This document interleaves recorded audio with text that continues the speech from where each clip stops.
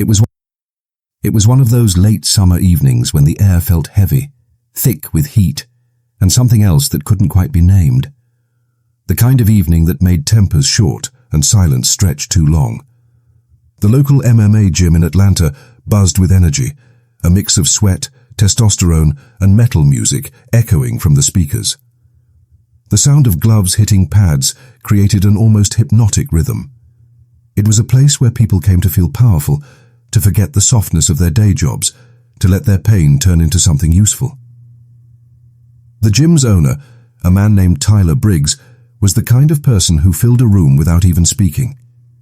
He had once been a professional fighter, muscular, confident, and known for his explosive temper both inside and outside the ring.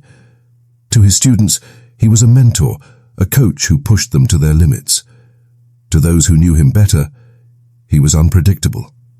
His charm could flip to cruelty without warning. But still, people respected him.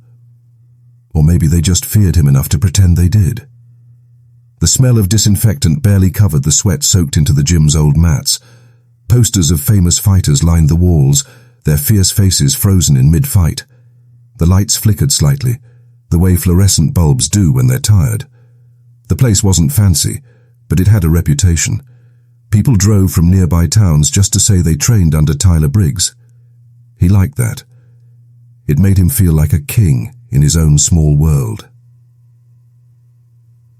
Among the regulars was a young woman named Nia Carter. She had joined a few months earlier, mostly keeping to herself. She wasn't loud or flashy like some of the other trainees. She worked quietly, listened carefully, and rarely complained, no matter how hard the drills got. She was tall, athletic, and had that calm confidence that comes from surviving more than people think you have. But she didn't talk much, had that confidence that comes from surviving more than people think you have. But she didn't talk much about her past. Tyler noticed her from the start, not just her strength, but her composure. She didn't flinch when he yelled at others, and that made him curious. There was something about Nia that bothered Tyler, though he wouldn't admit it. Maybe it was the way she carried herself, unbothered, steady, like she didn't need his approval. Most of the trainees tried to impress him. They laughed at his jokes, echoed his opinions, and called him coach with reverence. But Nia didn't. She did what she was told and left as soon as the session ended. Tyler saw that as disrespect. In his world, you either submitted or you didn't belong. On the surface, the gym was all about discipline, training, and self-improvement. But beneath that, it was about power. Tyler's power. Every rule, every drill, every scream from his whistle served to remind people who was in charge. He had a way of breaking people down and rebuilding them in his image. He liked to say it was about building mental toughness, but sometimes it seemed more about control than coaching. Outside the gym, Tyler's life wasn't as put together as he pretended. His career had ended early because of an injury that still haunted him. He was in his mid-30s, living off the reputation of fights long past. He liked to talk about the glory days, the fights in Vegas, the titles he nearly won. But those stories were getting older, and so was he. What remained was anger. Quiet, heavy anger that came out in small bursts. A student who didn't follow orders. A sparring partner who landed one too many hits. A woman who didn't smile when he demanded it. Nia, on the other hand, was the opposite of his world. She worked as a nurse's aide at a nearby clinic. Her days were long, her nights often restless, but she found something peaceful about training. It was her way of keeping control in a life that often felt chaotic. She didn't care about tournaments or titles. She just wanted to be strong enough to never be cornered again. At first, she tried to ignore Tyler's attention.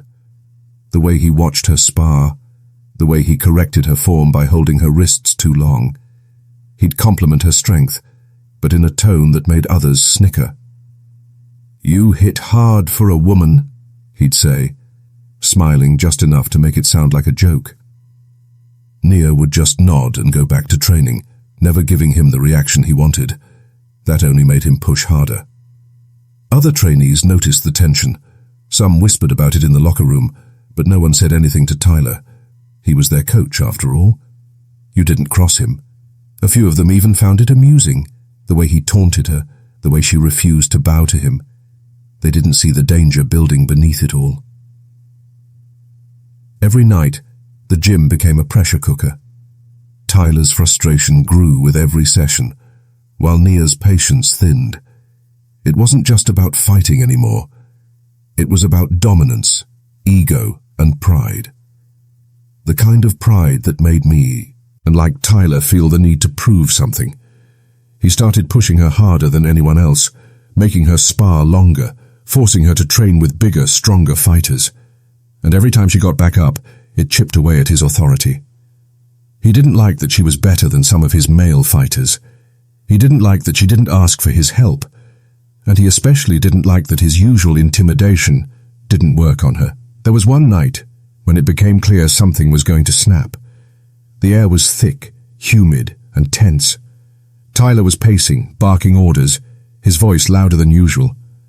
Nia was in the corner, wrapping her hands slowly, her eyes calm but unreadable. The other trainees sensed it, the shift in the room. No one said anything, but everyone felt it. The kind of silence that comes before a storm. Tyler glanced at her one last time before calling everyone to the mat. "We're going to do something different tonight," he said, his voice sharp. "Let's see what you're really made of." No one knew what he meant then, not really. But something about the way he said it made the room go quiet. Nia looked up, her jaw tightening just slightly. It was a small reaction, but enough for Tyler to notice. He smiled, a smile that didn't reach his eyes.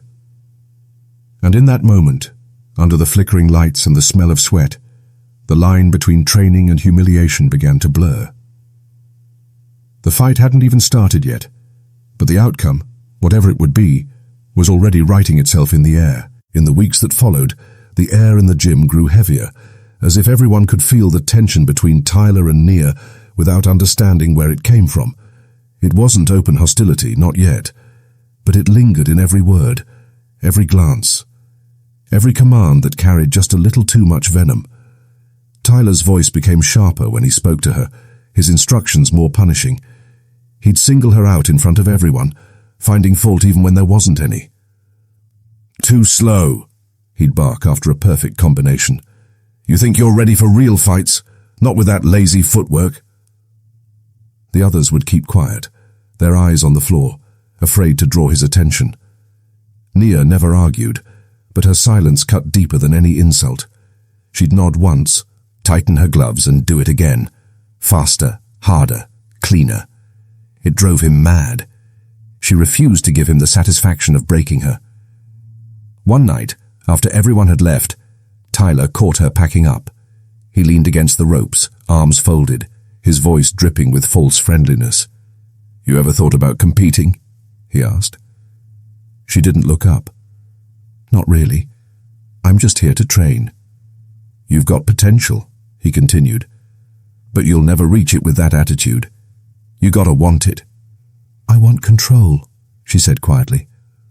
That's all. Something about the way she said it hit him wrong. It wasn't arrogance.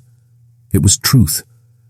Tyler prided himself on being the one in control, the one people depended on for strength. Hearing someone claim that power for themselves felt like a challenge. He smirked. "Control? You think you got that here? This is my gym, sweetheart." She zipped up her bag, met his stare for the first time, and said calmly, "Then maybe that's your problem." For a moment, he didn't move. Her words hung in the air, heavy and quiet. Then he laughed it off, but the laughter was hollow. After she left, he sat in the empty gym, staring at the mats, his jaw tight. Nobody talked to him that way. Not anymore. From that day, his treatment of her changed.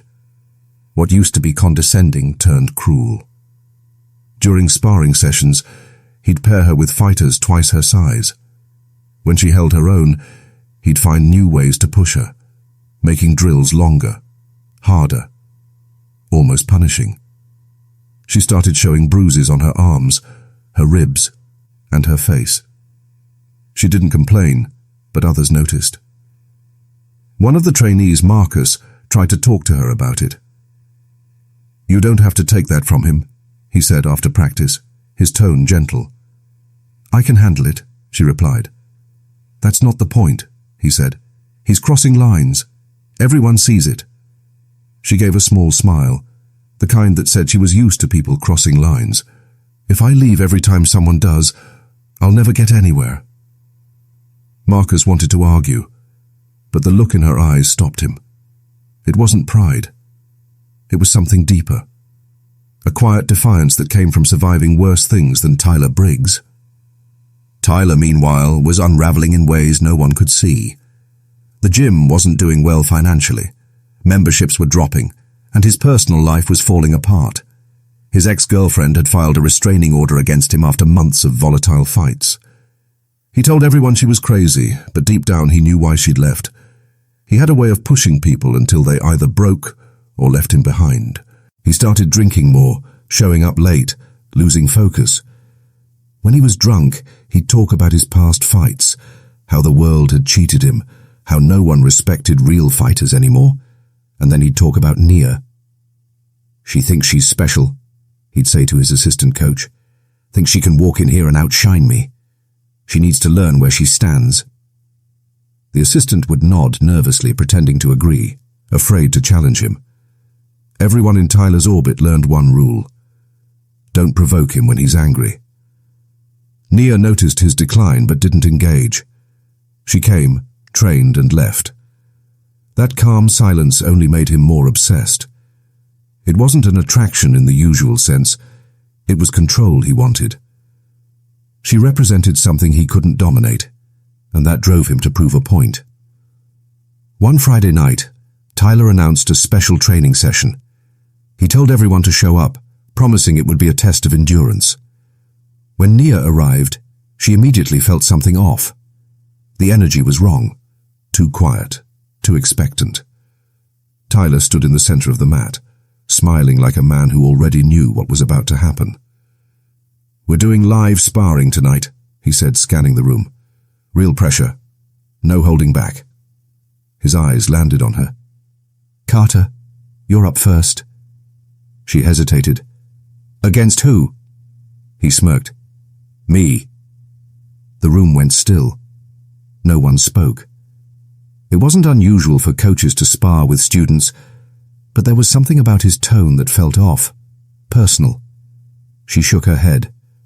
"Coach, that's not a fair." "Fair?" he interrupted.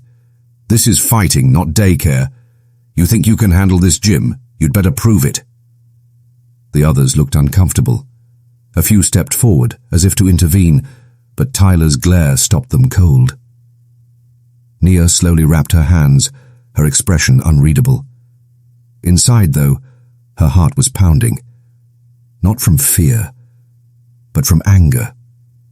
She'd seen this kind of man before, the kind who used power like a weapon, who mistook intimidation for respect. They squared up on the mat. Tyler grinned. "Don't hold back. I want to see what you've got." For the first minute, it was almost a normal spar. She blocked his jabs, moved lightly, kept her distance. Then he changed. His hits became heavier, faster, meaner. He wasn't teaching anymore. He was trying to hurt her. Every punch carried the frustration of his failures, the bitterness of his fading glory. Nia took a hard hit to the ribs, stumbled back and saw it in his eyes. This wasn't about training. It was about humiliation. She steadied herself, breathing through the pain. The others watched in silence, caught between fear and disbelief. Tyler taunted her between punches. "What's wrong? Thought you were tough." She didn't respond. He swung again, harder this time, the sound echoing through the gym. She ducked, barely missing it. His footwork was sloppy now, driven by emotion, not skill. She saw his rhythm falter, his ego clouding his precision. Then something in her snapped, not in rage but in decision. She threw a counterpunch, sharp, clean, fast. It caught him on the jaw. His head snapped back. He blinked, stunned. The room went dead silent. Tyler wiped his mouth, saw blood, and laughed. A harsh, ugly sound. "You got lucky," he growled. He came at her again, full force. But Nia was ready this time. She moved with precision, every motion calculated. A right hook, a left cross, a final strike. Perfect timing, perfect aim. Tyler's body went limp before it hit the floor. For a long second, no one moved. The sound of his body hitting the mat echoed like thunder. Then came the panic, shouting, footsteps, confusion. Someone ran for help. Someone else checked his pulse. He was breathing, but barely. Nia stood frozen, her hands trembling, her mind blank. She hadn't meant to hurt him that badly. It wasn't about revenge. It was about surviving a moment that had gone too far. The ambulance arrived minutes later. Tyler was rushed to the hospital, unconscious. The story spread fast. How the undefeated coach had been knocked out cold by one of his own students. Social media lit up with rumors, half-truths, and cruel jokes. The gym shut down temporarily. Reporters showed up. The police asked questions. Some said it was self-defense. Others claimed she'd gone too far. But everyone agreed on one thing. Something in that gym had been broken long before the fight. Behind the chaos, Nia stayed silent. She didn't post, didn't defend herself. She just waited, the weight of what happened pressing on her chest.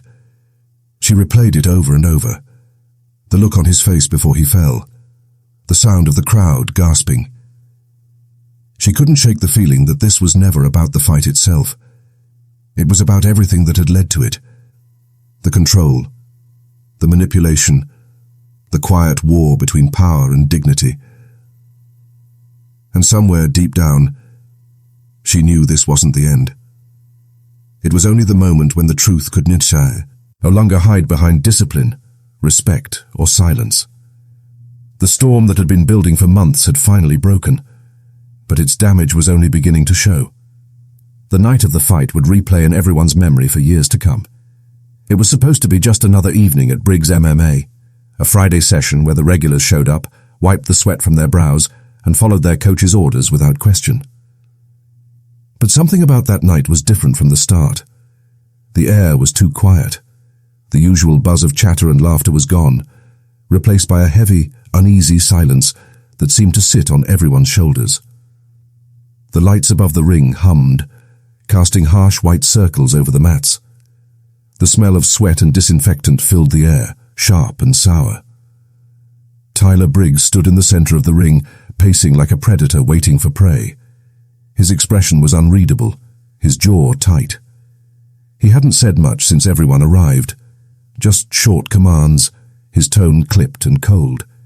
He'd been drinking earlier, that much was clear. His eyes were glassy, his movements just a little too aggressive. Nia stood on the sidelines, wrapping her hands with careful precision. Her chest felt tight, her pulse loud in her ears. She'd planned to train quietly, maybe leave early. But when Tyler called her name, she felt that old, familiar dread crawl up her spine. "Carter!" His voice boomed across the gym. "You ready to show everyone how tough you really are?" She looked up, her stomach sinking. "Coach, I don't think—" "Get in the ring." There was no room for argument in his tone. The other trainees exchanged glances but said nothing. Nobody ever said no to Tyler. She climbed through the ropes, feeling the rough texture beneath her hands. Her gloves were snug, her heartbeat steady but fast. Tyler smirked, circling her slowly, like he was measuring something unseen. "This isn't practice tonight," he said quietly. "This is a test." "A test for what?" she asked. "To see if you belong here." He stepped closer. Too close. She could smell the faint trace of whiskey on his breath. His eyes burned with something that wasn't just anger. It was pride, wounded and desperate, the kind that made men do stupid, dangerous things. The bell rang, and for a moment, everything was still. Then Tyler lunged. His punches came fast, too fast for a training match. Nia blocked what she could, deflected the rest, but his hits had intent behind them. Not teaching, not guiding, punishing. "Come on," he shouted between swings. "You think you can handle real fighters? You think you can handle me?" She ducked a hook, the air whooshing past her face. "This isn't a fight, coach." "It is now." He threw another punch, hard enough that it knocked her back into the ropes. Her ribs screamed in pain. The others stood frozen, unsure if they should step in. Tyler had told them to never interrupt a live spar. But this didn't look like sparring anymore. It looked like something darker. Her breath came short and sharp. She could feel the anger bubbling inside her, but she tried to stay calm. She knew what he wanted. He wanted her to lose control, to give him the satisfaction of fear. He kept taunting her. "Come on, show me that attitude again. Show me that control you're so proud of." When she didn't answer, he laughed bitterly. "You think because you're strong you can stand here with me? You don't belong here, Nia. You're just another girl trying to play tough." Another punch came. Wild, unbalanced, sloppy. She dodged it easily. Then another, and another. His breathing was getting heavy now. The alcohol, the adrenaline, they were eating away at his focus. His movements grew desperate. He wanted to win something he didn't even understand anymore. And then it happened. He swung too wide, leaving his chin exposed for just a second. It was instinct, muscle memory, training, and self-preservation all at once. Nia countered with a clean right hook, the kind of strike drilled into her 1,000 times. The impact echoed like a gunshot. Tyler's head snapped to the side, his body spinning before collapsing onto the mat. For a moment, no one made a sound. His body lay motionless, his chest barely moving. The thud of his fall filled the gym, followed by the distant hum of the lights. Nia stood frozen, staring at him. Her gloves felt suddenly too heavy. The blood in her veins turned cold. She hadn't meant to hit him that hard. She hadn't meant for any of it to go this far. "Coach?" Her voice was barely a whisper. He didn't move. The assistant coach rushed forward, kneeling beside Tyler. "Tyler! Hey, wake up, man!" He slapped his cheek lightly. Nothing. Panic spread through the room. Someone ran to grab a phone. Someone else started shouting instructions. Nia stumbled back, her mind racing. Her gloves shook as she pulled at the straps, tearing them off. The noise around her blurred. The shouts, the ringing phone, the sound of someone saying, "He's not breathing right." Her vision tunneled. She could still hear the echo of that punch in her head, over and over, the way his eyes went blank just before he fell. The paramedics arrived within minutes, their boots pounding against the gym floor. They lifted him onto a stretcher, his body limp. The oxygen mask covered his face, tubes running everywhere. The sight made Nia's stomach twist. She wanted to go to him, to say something, anything, but her feet wouldn't move. Her body was stuck between guilt and disbelief. Marcus grabbed her by the shoulder. "Nia, you need to sit down." "I didn't mean to," she whispered. "He kept coming, he wouldn't stop." "I know," Marcus said, though his voice shook. "We all saw it." The sirens outside wailed, fading into the night as the ambulance sped away. The sound left behind a silence that felt too big for the room. Everyone stood still, trying to make sense of what they had just witnessed. When the police arrived later, the questions started. What happened? Who was at fault? Was it a fight or an attack? Nia answered as best she could, her voice quiet and hollow. "He told me to fight. I didn't want to. He made me." The officers nodded, jotting notes, their faces unreadable. One of them looked at her with a kind of pity that made her chest ache. The gym looked different now. The mats, the gloves, the ring, all of it felt tainted. The smell of sweat was still there, but now it mixed with something else. The faint metallize, sea scent of blood. Hours later, when everyone was gone, Nia sat alone on the edge of the ring. The lights buzzed above her, flickering like they always did. Her body ached, her knuckles bruised, but none of it mattered. Her mind replayed the same seconds again and again. The taunting, the rage, the hit, the fall. Somewhere deep inside, she felt a mix of sorrow and relief. Not because he was hurt, but because it was over. The months of humiliation, the constant power games, the silent pressure to bow to his ego, it had all ended in 30 seconds. But as the hours passed, and the quiet filled the gym again, she began to understand what over really meant. The police report would turn it into facts and statements. The public would turn it into headlines and gossip. But for her, it wasn't a story. It was a moment she'd carry forever, a flash of violence she couldn't undo. And somewhere, in the cold halls of the hospital, a man who once thought he couldn't be defeated lay unconscious, his empire of control crumbling faster than he ever believed possible. In the silence of that empty gym, Nia finally exhaled, her breath shaking. The fight was over. But the weight of it was only just beginning. The next morning, the gym stood quiet. The lights were off, the doors locked, and the mats still bore the faint outline of what had happened the night before. The news had already broken. Headlines screamed from every local outlet. MMA trainer knocked out cold by female trainee during sparring match, critical condition. Reporters gathered outside the hospital, their microphones pointed at anyone willing to talk. The story spread like wildfire, twisting with every retelling. Some called it self-defense.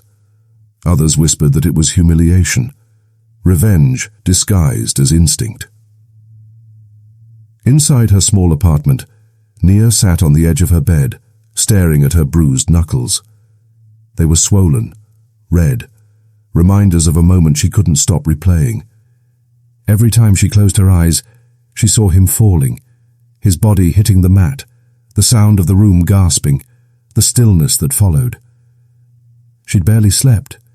Every siren she heard outside made her heart jump. Every vibration of her phone felt like a warning. When the police called her in for another statement, she went quietly. The detective assigned to the case, a woman in her 40s with tired eyes, spoke gently. "You're not under arrest," she said. "We just need to understand what happened." Nia nodded, her voice barely audible. "He told me to fight him. I didn't want to. I just reacted." The detective studied her for a long moment before nodding. "We've spoken to witnesses. They said he pushed you hard. This isn't looking like an assault case, but we'll need to wait for the hospital's report." That word, wait, hung over her like a shadow. Tyler was still unconscious. The doctors hadn't said much publicly, only that his condition was critical. If he woke up, everything might change. If he didn't, the story would take a darker turn. At the hospital, Tyler's sister Dana sat by his bed, gripping his hand. Machines beeped steadily around, and them, cold and indifferent. She couldn't understand how this had happened. To her, Tyler had always been the strong one, the protector, the older brother who'd taught her to throw a punch when bullies pushed her around. She knew he had a temper, but she never thought it would lead to something like this.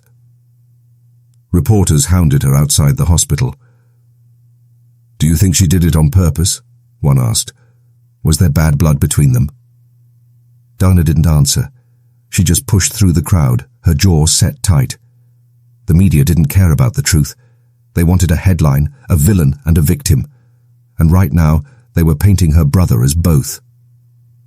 Back in the community, opinions split fast. Some people defended Nia, saying she'd done nothing wrong. "He pushed her too far. one gym member told a local news station. Everyone saw it. He was out of control. Others, mostly Tyler's loyal trainees, accused her of disrespect, claiming she'd embarrassed him intentionally. She didn't know her place, one man muttered outside the gym. You don't go knocking out your coach no matter what. Social media took it even further.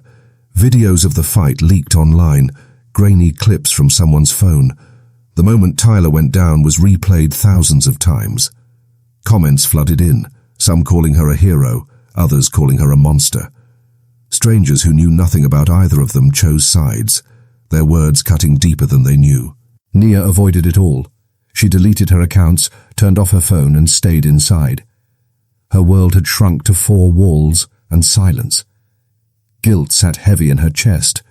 Not guilt for defending herself, but guilt for what it had become. The noise, the headlines, the hate, it all felt like punishment for surviving. Marcus visited her once, bringing food and news she didn't want to hear. The gym's done, he said quietly. Police sealed it off. People are talking about lawsuits. Some are saying you should have known better. She stared at the floor. I didn't even hit him that hard. I know. He hesitated before adding, they found out he'd been drinking that night. Maybe that'll help your case. She looked up, her eyes dull. It's not a case, Marcus. It's a mess. He didn't argue. There wasn't anything left to say. Meanwhile, the city's fighting community fractured. Other coaches distanced themselves from Tyler, afraid of the bad press. But privately, some admitted what others wouldn't say aloud, that Tyler had been spiraling for years. The anger, the drinking, the way he treated his fighters, it had been a matter of time before something snapped. Days turned into weeks. Tyler remained in a coma, his brain swelling from the impact. Dana visited daily, speaking to him as if he could hear her. You've got to wake up, she'd whisper. You've got to tell them your side. But deep down, even she knew the truth. No version of his story would make this clean. When the doctors finally declared him brain dead, the official statement hit the news within the hour. Local MMA trainer Tyler Briggs dies after sparring accident. The word accident did little to calm the chaos. Protesters gathered outside the police station demanding charges. Others showed up holding signs that said, "Justice for Nia." The detectives called her in again, this time for the final report. The investigation's closing, the detective said gently. No charges will be filed. Every witness said the same thing. He provoked you. It was self-defense. Nia nodded but didn't smile. There was no relief in being cleared, only emptiness. She left the station to find a crowd waiting outside. Cameras flashed, microphones thrust toward her face. Nia, do you feel guilty? Do you think he got what he deserved? How does it feel to kill your coach? She pushed past them without a word, her eyes forward, her hands trembling. That night, she stood in front of the mirror, staring at herself. Her face looked older somehow. Her eyes are duller. She'd lost more than she realized. Not just her peace, but her purpose. Training had been her escape, her way of finding control in a world that often stripped it away. Now even that was gone. Across town, Tyler's funeral drew a large crowd. His old students, family, and a few former opponents gathered under grey skies. Some spoke of his talent, his discipline, the way he built people up. Others stayed quiet, remembering the temper, the control, the cruelty he hid behind his charm. The preacher spoke about redemption, about forgiveness. But it all felt hollow. Dana sat in the front row, silent, staring at the closed coffin. She wanted to hate Nia, but she couldn't, not fully. She knew her brother. She knew the man he became when he lost control. Still, it hurt to accept that the man who'd once protected her had died at the hands of someone he'd tried to break. In the weeks that followed, the story faded from headlines. New scandals replaced it. New tragedies filled the screens. But for those who had been there that night, the memory didn't fade. Marcus quit fighting altogether. He said every time he stepped onto a mat, he could hear the echo of Tyler's body hitting the floor. The gym was sold to a new owner who stripped the name Briggs MMA from the door. Naya moved away quietly. She found a small apartment in another city, started working at a new clinic, and avoided talking about her past. But some nights, when she couldn't sleep, she'd stand by the window, the streetlights casting pale light across her face. She'd think about that moment, the sound, the silence, the way everything changed in an instant. She told herself it wasn't her fault, that she'd done what she had to do, but the truth sat in her like a weight she couldn't shake.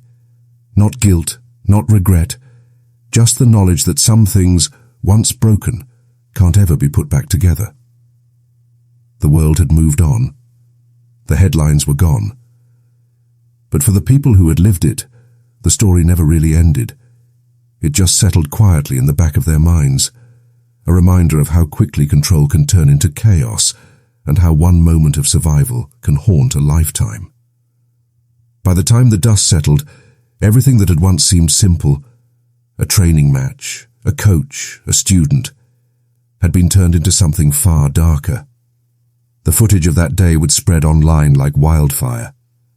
The title under every video clip was always the same. MMA trainer forced a black woman to fight. 30 seconds later, he was knocked out cold. People replayed those seconds again and again. The moment his arrogance shattered, and the balance of power flipped in front of everyone's eyes. Marcus's gym shut down within a week. No one wanted to be associated with the man who'd mocked, humiliated, and nearly assaulted his trainee before being knocked out by her in front of a full class. His sponsors disappeared, his social media accounts filled with hate, and his name turned into a symbol of everything wrong with ego, racism, and unchecked authority in combat sports. For years, he had been the kind of man who walked into every room believing he owned it. Now he couldn't even step into a grocery store without feeling eyes on him. When the police came to question him about the incident, Marcus tried to twist the story. He said it was a training misunderstanding, that she had overreacted. But the video spoke louder than any excuse he could give. It showed him pushing her past her limits, laughing when she begged him to stop, and then the instant karma that followed when she struck back. He wasn't arrested. The courts called it an accident during training, but in every other sense, Marcus was finished. His reputation was destroyed, and the empire he had built on intimidation fell apart piece by piece. Aaliyah, on the other hand, disappeared from the spotlight as fast as she entered it. Reporters tried to find her for interviews, podcasts, documentaries, but she refused. She didn't want to be known as the woman who knocked out her trainer. For her, that day wasn't a victory. It was trauma. Every time she closed her eyes, she could still hear the sound of him yelling, the sting of humiliation that had burned before she finally struck back. People online praised her as a hero, a symbol of strength, a representation of justice. But they didn't understand what it had cost her. She moved to a different city, far from where it all happened. For a while, she didn't set foot in any gym. The smell of sweat and mats made her chest tighten. But eventually, she found a small community center where kids trained after school. No rankings, no pressure, no men shouting orders, just laughter and learning. That's where she started teaching, quietly and without the spotlight. She never told anyone about what happened in her past, but sometimes, when she saw a shy girl in class flinch at a loud noise or a rough sparring move, she'd pause and kneel beside her, saying softly, "You're in control here. No one gets to take that from you." Marcus's story became a kind of cautionary tale, the fall of a man who mistook cruelty for toughness. People dissected his behavior on talk shows and podcasts, using words like toxic masculinity and abuse of power. Former students began coming forward, saying they too had been humiliated by him. Some even admitted they had stayed silent because they feared losing their chance at success. The gym culture that had protected him started to crumble under public pressure. In interviews, Sports psychologists talked about what had happened that day as a mirror reflecting the larger problem within the world of combat sports, a culture that too often celebrated dominance instead of discipline, control instead of respect. Marcus had been a product of that mindset, and so had the people who cheered for him while he broke others down. When the lawsuit came, it wasn't from Aliyah. It was from one of Marcus's former trainees who accused him of long-term verbal and physical abuse. The investigation revealed years of misconduct, bruised egos, bruised bodies, and endless silence from those who'd trusted him. Marcus tried to fight back in court, but his credibility was gone. The judge's words were sharp and final. This is not about a single fight. This is about a man who forgot the difference between teaching and control. By the time the trial ended, Marcus was living in a small rented apartment on the edge of the city, working part-time at a car shop. His hands, once tools of precision and pride, now shook when he picked up a wrench. He spent most nights alone, watching old fight replays and muttering excuses to himself about how things got twisted, how he was misunderstood. But deep down, even he knew the truth. The moment he lost control in that ring wasn't just about getting knocked out. It was the moment he saw who he really was, and who he had made others become. For Aliyah, healing came slowly. She still had nightmares, flashes of that day, moments where her chest felt heavy with guilt, not because she hurt him, but because she let him push her that far before fighting back. But she learned to forgive herself. She learned to see her strength not as violence, but as survival. The video that once defined her faded into the corners of the internet, replaced by other scandals, other stories. But for her, it remained a private wound that turned into something powerful, a reminder that standing up for yourself doesn't always come with applause. Sometimes, it just comes with peace. The case left a mark far beyond one gym. MMA organizations began to quietly enforce new codes of conduct, requiring emotional awareness and consent-based training guidelines. Discussions about race, gender, and respect in sports became louder, more open. What once was brushed off as just training was now being questioned, examined. The line between toughness and cruelty had finally been drawn in public view. When people talk about the story now, they often simplify it. That woman who knocked out her trainer. But those who look deeper see something else. They see a story about power and the moment it shifts. They see how control can break someone, and how courage doesn't always look like victory. Sometimes it looks like surviving the aftermath. In the end, no one really won. Marcus lost his career and the illusion of authority he had built around himself. Aliyah lost her peace for a time, even as she gained her freedom. But through all of it, something changed in the world around them. A small but important change. People began to understand that strength isn't proven by how hard you can hit, but by how much you can respect those you teach, those you fight, those you stand beside. Justice in this case didn't come from a courtroom or a knockout punch. It came quietly in the long years that followed, as both lives moved in opposite directions, one toward regret, the other toward healing. And somewhere between them lies the real story, not about the fight, but about the moment power met its